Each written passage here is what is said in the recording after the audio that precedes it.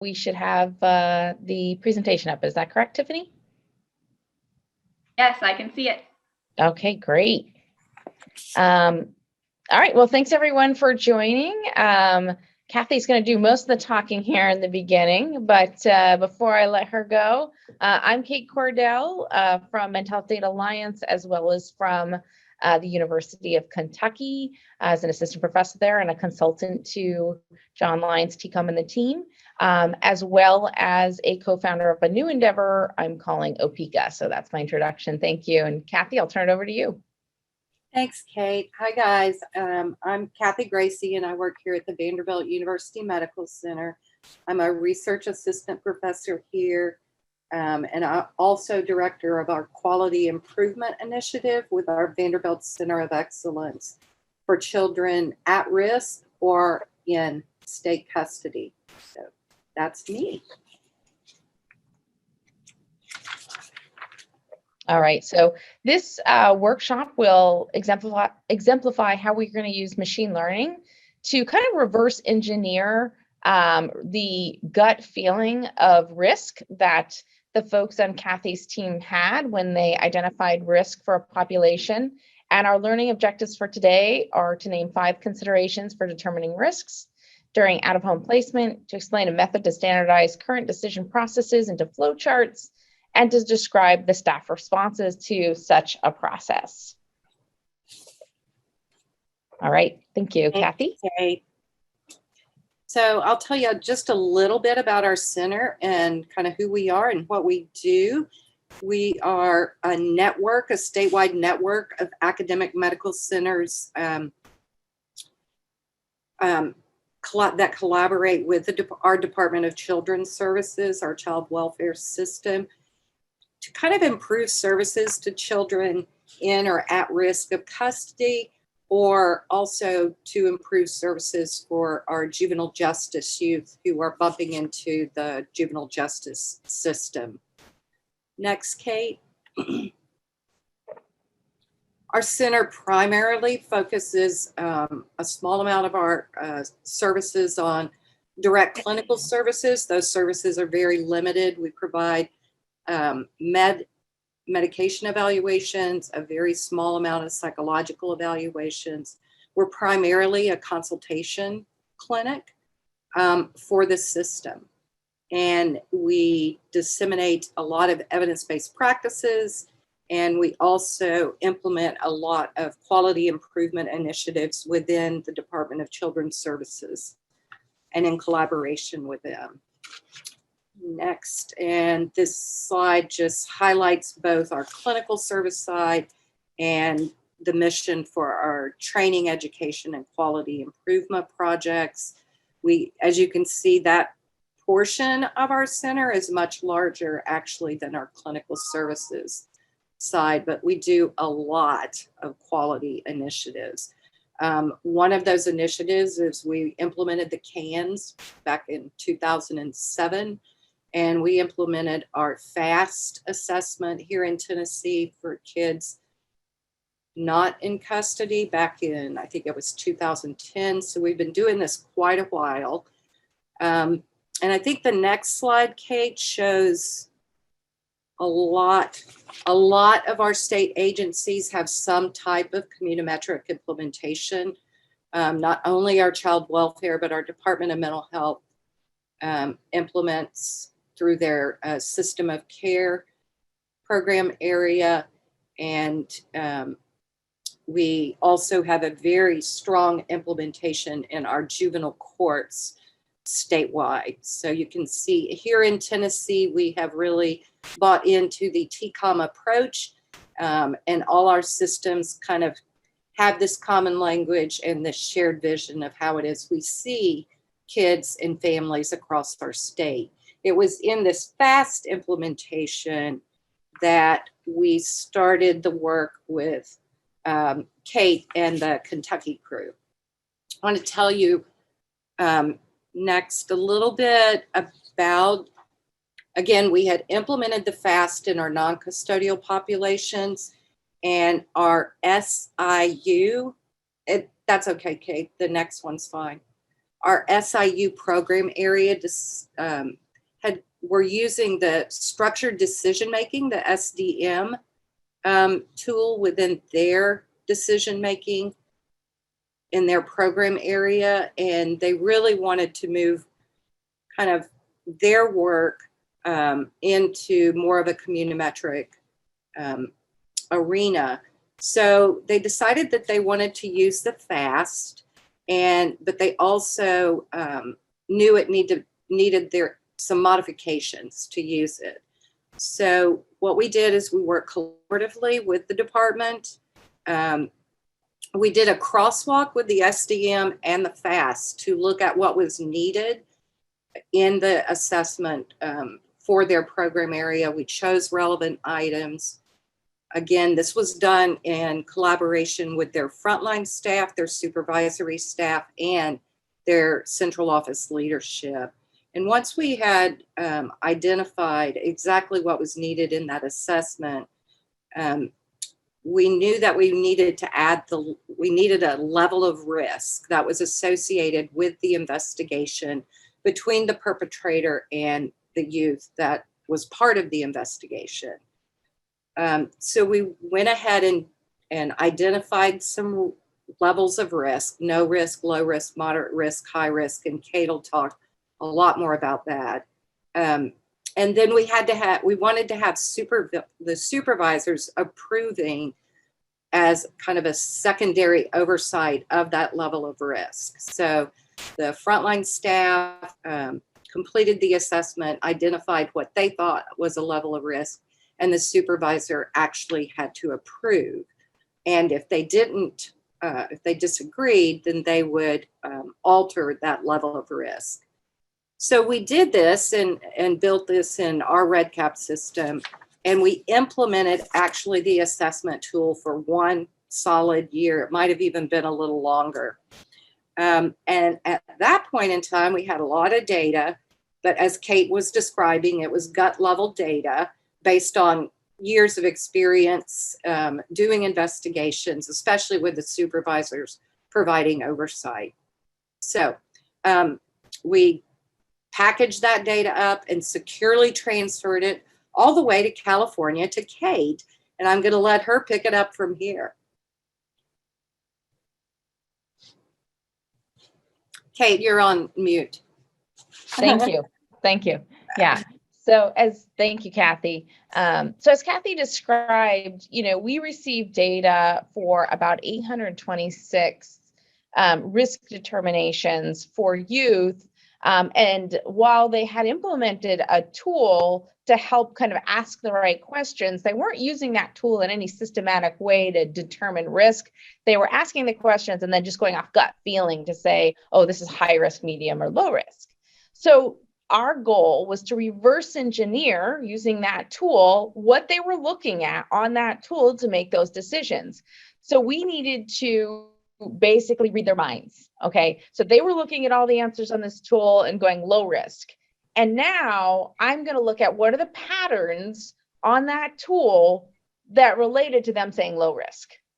And so we don't want to look at just the strongest features, like, oh, it's this one thing, then it's low risk. We want to look at the combination of features. When it's this plus this plus this plus that, that's a high risk, right? And so we set out to reverse engineer how folks were making these decisions so that we could not only better understand it, but maybe create some sort of decision tree or systematic way to say, here's, based on the expert and the supervisor's opinions, here's when this would be a high risk or a moderate risk. So in the data that we received, we had 826 youth, and 4% of them were high risk, determined by the supervisors and the staff on gut feeling. 18% were moderate risk, 53% were low risk, and 25% were no risk. Did you want to say anything else about that, Kathy? No, I think you've got it covered. Okay, yeah. Great. So we took a machine learning approach of random forest and recursive partitioning to reverse engineer how those decisions were made. And so I'll show you the data, but basically we used a random forest. We identified the top 15 predictors, and then we put them into a recursive partitioning tree so that we could really examine what those predictors and those combination of predictors were. And I'm going to walk you through it so we don't need to look at all the writing here. So the top 15 predictors, and the reason we limited it to the top 15 predictors from the random forest is that we didn't want to overfit the data in the recursive partitioning. And I'm sorry for those folks who aren't data savvy or like data at all that I'm using all these words. I'm going to try not to for the rest of the talk. But for those folks who are on and may want to repeat it, we limited what we put in the tree so that we wouldn't have these, high levels of overfitting. And we tried different numbers of top predictors to create a tree that would be fairly predictive. And so, as you can see, the top predictor of whether or not a youth would be identified as high risk is physical abuse, followed by sexual abuse, followed by developmental child on child. I don't know, Kathy, if you could explain that one a little bit more.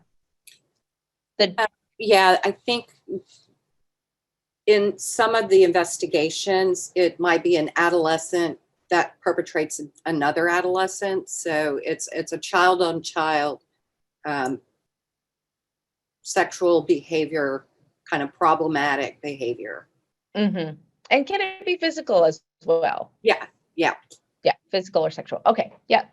And then supervision. And then there were many, as you'll see, many of the trees asked about whether the perpetrator had access or that access to the child had been limited, family safety, discipline, whether the perpetrator or the caregiver recognized the problems that placed the child in danger, the perpetrator's explanation of injury, involvement in caregiving, alleged perpetrator caregiver can articulate adequate safety plan, substance use, perpetrator caregiver child relationship is healthy, perpetrator caregiver is cooperating with the investigation, and neglect. So those were the top 15 items that we took and drilled into further to see how it's related. The one thing about random forest is you cannot tell direction. You can tell importance to prediction, but you cannot tell the direction. So if physical, logically we would think if physical abuse was present, it would be higher, but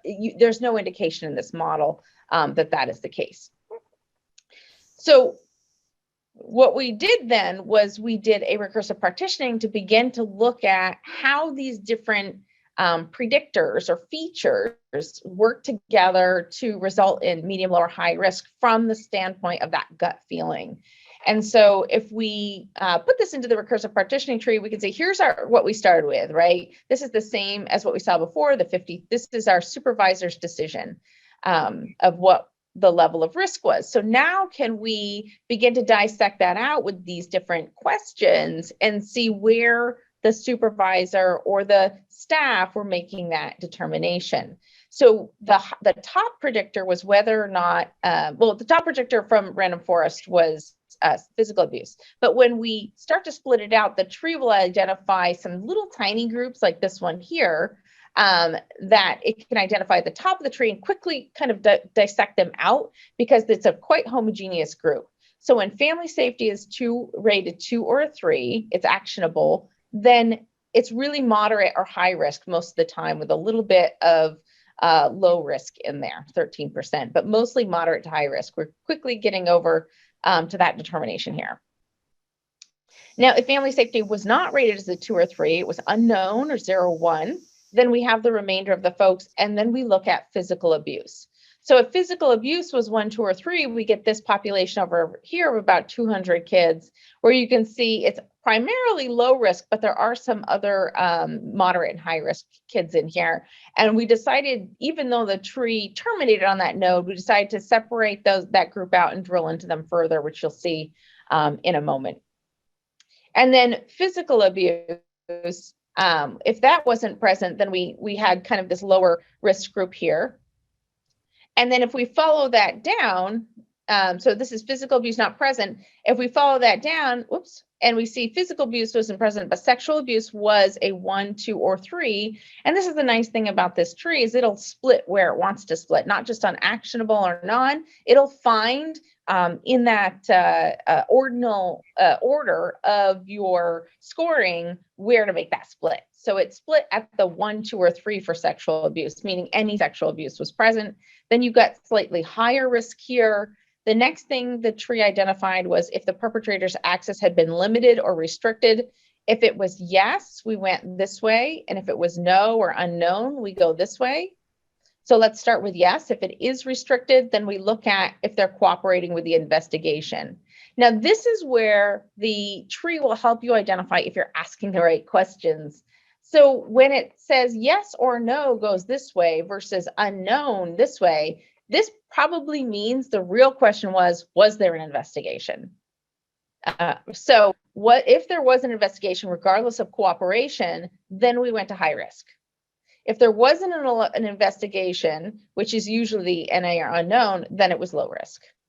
So we have sexual abuse, perpetrator's been restricted, no investigation, low risk, investigation, high risk. And then if we, again, we're still over here with some sexual abuse. If the perpetrator's access has not been limited or we don't know, then we look at whether the caregiver or the perpetrator have a healthy relationship with the child. And opposite to what you might expect, if they do have a healthy relationship, then it's a higher risk. And if they don't, or it's unknown, then it's a lower risk. So meaning their access has not been limited, and they have a healthy relationship, could mean that they could still either get access or have access to the child. And Kathy, it looks like she wants to jump in there. Yeah, I think you're spot on, Kate. That places that kid, that perpetrator probably does have access more readily to that youth. Right. And so that's the moderate risk. And now let's go back over to the other side of the tree where there's not sexual abuse. So this is the other side of the tree. So we have sexual abuse not present or unknown. And then again, the next significant thing here is if the perpetrator has been limited to access, has limited access. And again, here we're saying yes, no versus unknown. So if we know that there has been restricted access, whether or not it's been restricted, we go this way. And if we don't know, we go this way. And this may have something to do with knowing less about the case. Is that correct, Kathy? Yeah. Yeah. So basically, if we don't know as much about the case, but we do know that there's neglect, then we have a higher risk. Mm-hmm. And if we don't know much about the case in terms of whether access has been limited, and we don't know about neglect or it's a 0, then it's a low risk or no risk. If the perpetrator has access either limited or not limited, but we know about that, then we look at supervision. If supervision, again, is cut at a 1, 2, or 3, then we get a higher risk than if supervision is a 0 or unknown. And then if we have supervision as an issue, we come down here to whether or not the caregiver or perpetrator is cooperating with the investigation. And if they're not, in this case, we're splitting between yes and no. If they're not, we have a moderate risk, moderate to high risk. And if they are, we have a low risk. So that was the main tree. And the whole tree looks like this, if we look at it all together. So we covered this section, then we looked over here, then we looked at this branch over here. So that's the whole tree that came out in the recursive partitioning. So now we're going to break into this 197 kiddos with physical abuse because we wanted to look into that a little more closely. And I put a lot of the description here for you on the slides in case you get the slides after and want to reread it. So everything that is on here in these slides, I'm already going over with you. So now if we look into those 197 kids that had physical abuse at 1, 2, or 3, and because physical abuse was the top predictor in our random forest, this was the reason I wanted to drill into this further. So if we look at physical abuse, then the most important thing was if there was an adequate safety plan. If there was, no matter what the physical abuse level was, that was a low risk. If there wasn't, or we didn't know if there was, then we looked at discipline. And if discipline was NA or unknown, then it was a low risk. If it was 0, 1, 2, or 3, then we go to the next slide, which is here. Then we look at perpetrator access. Okay, so we're here, we have, don't know about an adequate safety plan. Discipline is not unknown. We know whether it's a 0, 1, 2, or 3. Then we look at whether the perpetrator's access has been limited or restricted. If it has, we come this way and we look at if there was child on child. And if there was, if we know about that, then it's no risk or low risk. But if we don't know, basically we don't know the extent of the physical abuse, then it's a moderate to high risk. If the perpetrator's access has not been limited, and we know that there's emotional abuse, then we have a moderate risk. If the perpetrator's access has not been limited, there's not emotional abuse, but there's discipline issues, then it's a moderate risk. And if there's not, then it's a low risk. And that's the whole tree there. So it's a lot to consider. And it's not always accurate. So the next thing we did was we took all this into consideration and we developed something that could be a reusable tree. So taking what the model told us about how decisions were made, we generalized it slightly so that we could make a reproducible decision tree. So that's what you're seeing here. So this is now a decision tree you can follow based on each case to come up with its recommendation of whether it's high risk, moderate, or low risk. So at the top of the tree, and you'll notice here I say item at the top of the tree is not the most important, it is the most frequently seen, because that can quickly split us into one side of the decision tree or the other.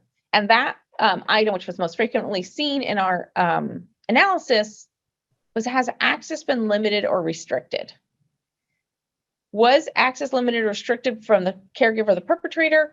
If the answer is yes, we come this way. If it's no, you go this way. So you can see when the access has been limited, we come over here where we're going to get to all these high risk areas. So it's a yes. Is sexual abuse a 2 or a 3? Then it's a high risk. If it's a 1, then we look at, is there an adequate safety plan?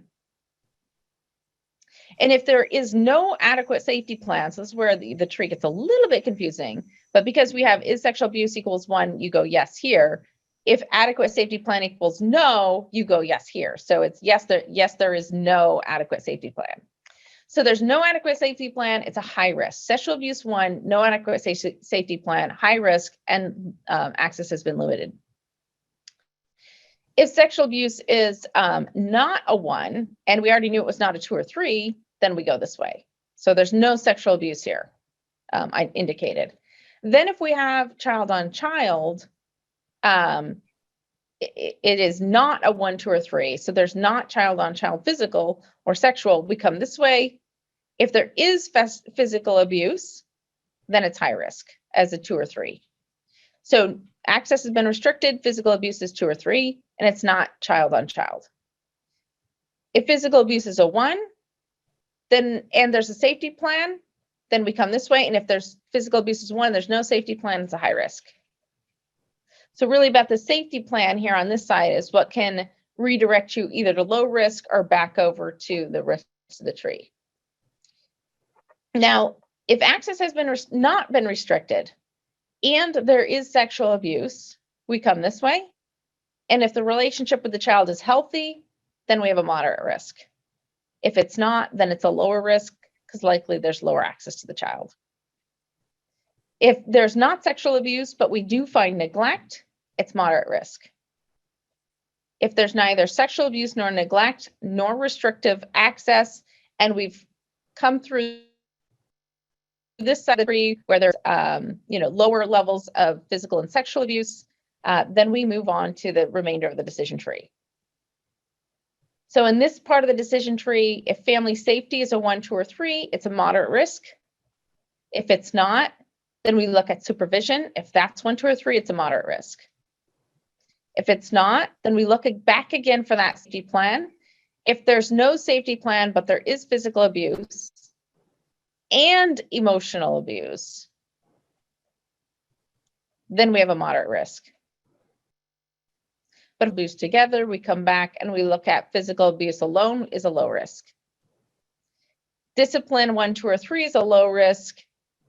And then is caregiver cooperating with the investigation? And this is with the one where is there an investigation? So yes, no, or unknown goes this way, meaning there is an investigation. And no goes this way. Oh, excuse me. Yes, no, or unknown. And NA goes this way, meaning there's no investigation. So if there's no investigation, then it's no risk. If there is investigation, then if any of these issues, emotional abuse, supervision, neglect, substance use, mental health, family conflict, or home facility maintenance is 1, 2, or 3, we have low risk. Otherwise, we're back to no risk.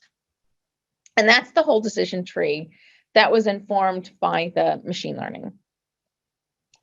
So when we look at how that did, if you follow that decision tree on a regular basis, and we compare that to the gut feeling, what we find is when the decision tree identifies high risk, the gut feeling had identified high risk 24% of the time, moderate risk 21%, low risk 36%, and no risk 15%.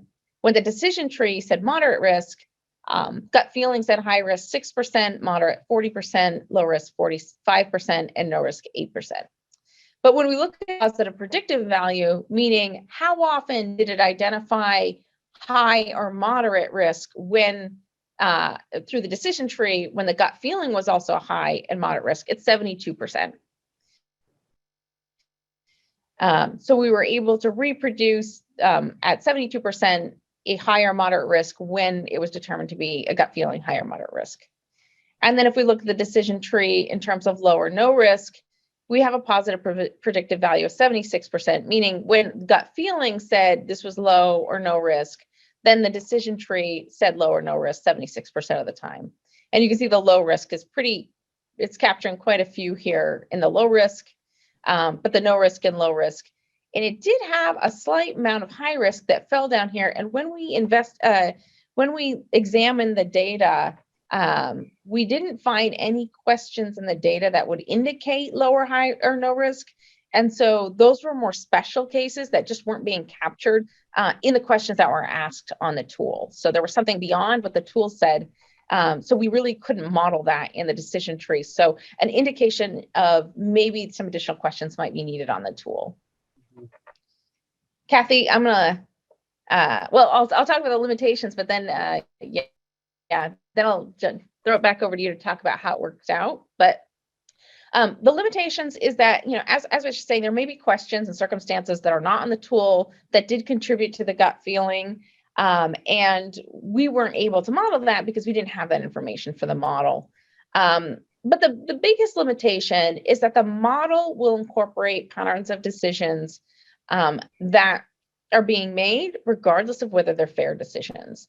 And so this is the part where we all have to be careful, where machine learning and applied in this manner can lead to institutionalized bias, because all it is doing is trying to model the decision that you made in a more systematic way. And if the decision process you made was biased, then the model will also be biased.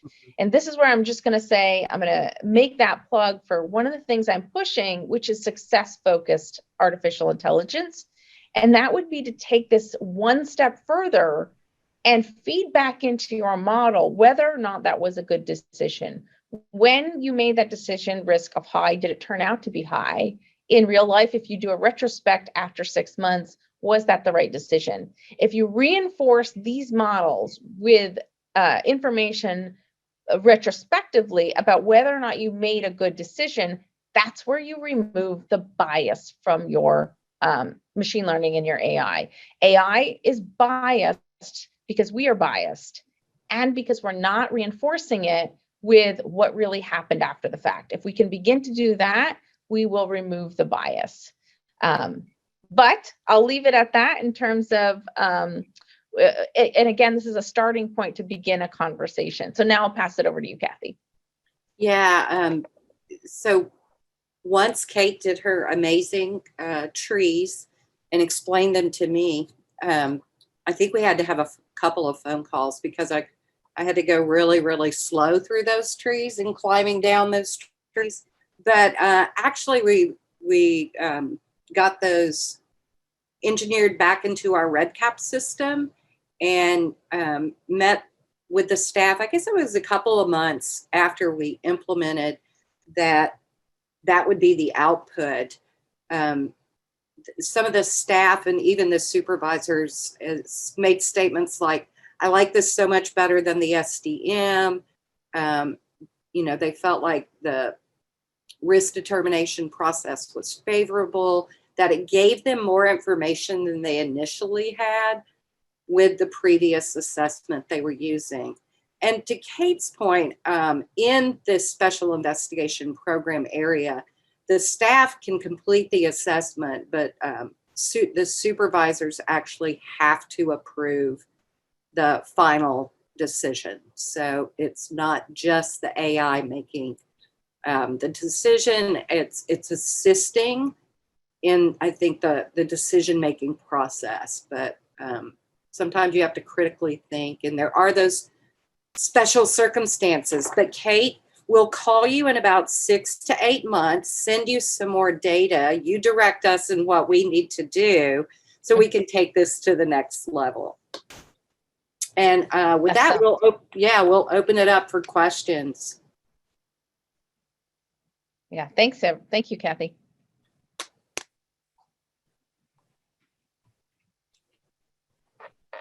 Any questions or comments? If you want, you can use the chat, or you can, I think you can take yourself off mute. I'm not sure. I had a question to the last point that you were making, which makes sense to me, that you have to sort of re-inform the model about whether you did make a good decision or not. But then to what Kathy just said about, and again, not that you would want to completely rely on the model, so that makes sense that they used it to inform their decisions. But then how much of that, I guess, sort of increases, I don't know, increases or decreases the bias at the time that you're making the decision? You know what I mean? Like, how do you tease how do you tease all of that out? Mm-hmm. I personally, what I would say is it's a process of using kind of a reflective supervision process and really, asking a lot of questions. I think at this point, it's at that supervisory level that you really need to educate and inform what a reflective supervision practice would look like and how it might be attuned to the possibility and the known probabilities of bias existing. So, I personally would feel, hopefully, that the department is spending some time and training and psychoeducation around, implicit, explicit bias, which I know they do. We actually run one of their training academies and have a very strong curriculum around bias.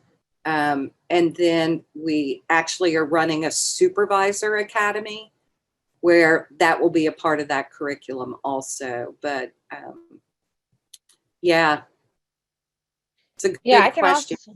I can also add from a statistical perspective that what we would need in order to really identify and remove the bias was, as Kathy said, that reflective supervision after 6 months. If you could sit down and say and look at, okay, you make those decisions very early in the case, before you really know a lot about the family. And so after 6 months, you've gotten to know a lot more of the nuanced circumstances. And if you can sit back down and retrospectively say, did we make the right decision by setting a high risk or a low risk or no risk? It's much easier to be moderate or high to say we made the wrong decision. When you said it was moderate and high, it's a lot harder to say it was low or no, because you don't know if what you did be moderate or high removed the the risk of something further happening. But again, if you could, even from a gut feeling, 6 months later, say, when we identified this family as low or no risk, did we make the right decision? When we identified this family as moderate and high risk, knowing what we know now, didn't. And if you could feed that information back into the model, like, so Kathy, in 6 months, she'll send to me, all I need is a list of kids or the identifiers for those records, because I don't know any of the kids. But if she could send me a list of the identifiers plus just again that gut feeling now of, did we make the right decision in retrospect? Or, I mean, it's beyond gut feeling because you know so much more and things have happened 6 months down the road. Yes, we made the right decision here. No, we didn't make the right decision there. Then we're reinforcing that model, because now we're able to have that model retrospectively say, when we said no, when we said high risk, a lot of times turned out that was more often an overestimation of risk when this family was African American, when this family was, and then we're going to be able to identify that bias if it exists. And it's okay. We don't need to feel bad, but if we can identify it, we can filter it out. Yeah.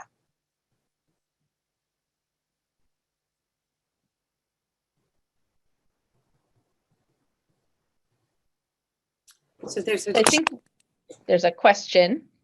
I think Dr. Hogan said, so is the team making a risk decision before learning what the machine learning risk level is known? Oh, I think we lost Kathy. Well, oh, there she is. Sorry. Yeah, I know. My computer's getting ready to go down, so I was trying to get it plugged back in. I'm running low on battery. So I didn't hear that, Kate. Sorry. Yeah, so they want to know if the team is making a decision about risk before what the new decision tree model is recommending. So are they taking that into account? No, I think they're I mean, it's part of the output. So once you complete the assessment, you actually get that output. So, but that output and that investigation have to go before a supervisor is the next step. So there has to be a point of some communication with a second, like a supervisory level person, to make the final decision of, you know, whether that's removal or whether that's, let's take this to court, let's take it to the SIPIT team. Remember, these are investigations. So I would think over time, people's ratings would start aligning more with the machine as they're giving that in the process. Does that make sense? I mean, they're being told this is a moderate risk, so therefore their opinion becomes this is a moderate risk. And they start justifying their opinion based off of, in part because they now believe it, but they believe it because the machine learning has informed them that it is a moderate risk. Does that concern at all, or is that not an issue? What am I missing? It's not machine learning anymore. Machine learning informed it, but now it's a decision tree. So it's like any other algorithm. If you're going to implement any algorithm, it is a rule-based algorithm at this point. Now, machine learning helped us identify what rules to put in the algorithm, but it is, you know exactly why it made that determination because you can follow the rules, right? Whereas machine learning tends to be a black box. So we unblack boxed it, we white boxed it and created a rule-based algorithm. So if you implement any algorithm from John Lyons, April Fernando, it's the same thing. It's a rule-based decision. But yes, at your point. Effort? Yeah. Sorry, so I'm wondering, is there a training effort to promote challenging that so that there's a healthy dialogue, right? Is that something that you embed in your training of people? So, Timothy, excellent question. And yes, it is something we embed in our training. And actually, we've kind of started using training language around, you know, an algorithm's an algorithm. Really, you've got to have that human factor beyond that decision tree factor. That it really, I mean, you can't put math on a human. You really, you have to have that human to human understanding interaction to and critically think before you make those decisions, because they are impactful decisions that really impact and affect people's lives. So we have that conversation. Mhm. Yeah. Yeah. And like I said, you're one step closer than everyone else for identifying where that bias decision process is, because now we can feed that back into, by knowing what our decision process is, we can now feed back whether or not we made the right decision back into that process. This is Brian from Tennessee. Hey, Brian. Hey, this just really reminds me of a takeaway nugget from Dr. Lyons yesterday. One of the things he said that really stuck out to me. It's nothing new. We all know it, but I just loved hearing him reemphasize it. He said that the CANS is decision support. It's not decision making. And Yeah. and so, you know, so many times those of us who work with workers in the field, we have to remind them of that occasionally. Look, you guys can make this whatever level of services you think it needs. You know, this is to inform that decision. And so, but even it was nice even hearing Dr. Lyons just emphasizing yet again yesterday, it's decision support. And I think I heard Kate use that phrase earlier too. So I think though the tendency in a bureaucracy is to rely on decision support to be that decision making. And I think we have to constantly, consciously push back against that. If you agree with that, or? Yeah, I agree with that. I mean, I think it is only a recommendation. And, you know, even in building the model, there were circumstances that the tool didn't capture. You can't capture everybody's story in 30 questions or less, you know, no matter what 30 questions you pick. I don't care what tool you're using, the CANS or any other tool.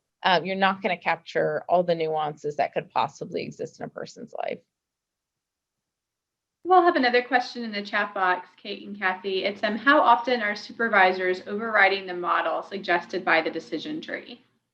You know, we didn't look at that, but that would be interesting, and we could go back into the data and probably look at that. I didn't look at that.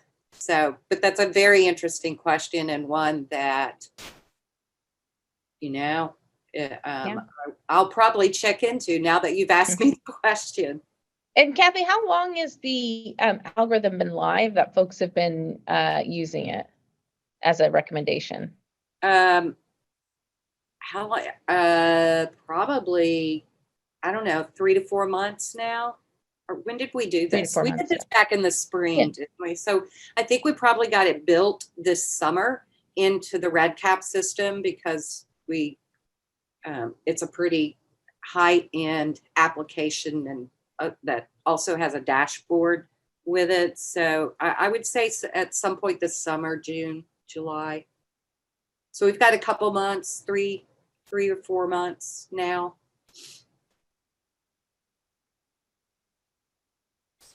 I'm in LA. I've used the SDM. I had many times expressed my gut feeling, but was always redirected to put that gut feeling aside and stick with the SDM. I'm very excited to hear that the gut feeling is being acknowledged, but also being studied to see how it truly affects risk decisions. That was from Jovan Smithers from California. Thanks. Yeah, I mean, I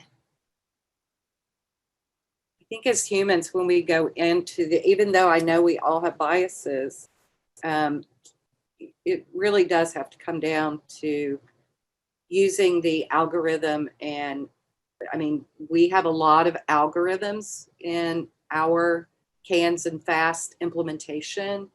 And we really have spent time doing exactly what Brian says, pushing back on people using that as the final word, that it's in the interaction between the humans that you're going to get a lot more nuance, that you're not going to get in an algorithm. So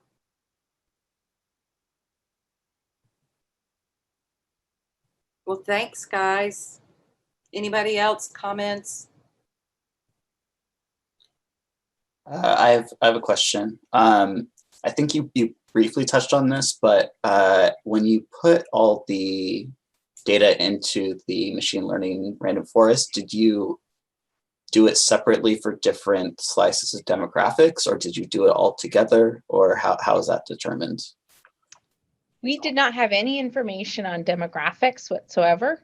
And there was only 826 records, so we just did it all together. I don't think we knew gender, we didn't know race, we didn't know age. All we knew was the answers on the tool. So yeah, so that wasn't investigated at all.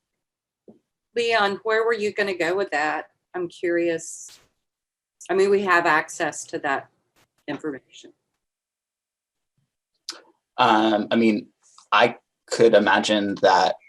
Well, on one hand, I think that different slices of. Oh, Eric, sorry. I think I called you Leon. I apologize. Oh, I didn't notice. I could see that different demographics would answer questions differently. So part of that might be already in the data, so to speak. But I could also see things being like theoretically opposite for certain demographics, and you'll miss, like, it might be 1% of the population, but if that will be too small for the random forest to kind of notice. So yeah, I'm just kind of curious on that part, but I understand having limited data sets, so. Mm-hmm.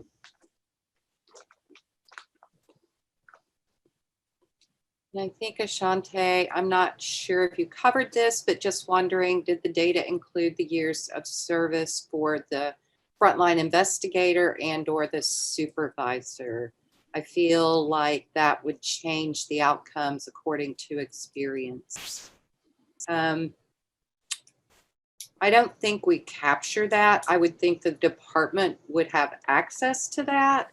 What I do know, and Brian, and anybody else that's on from Tennessee, in the SIU world, the people that are typically in that program area tend to stay a long time, from my experience in collaborating with them in the department.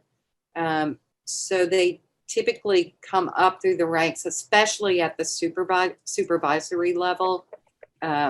They tend to be very well seasoned in the work of investigation.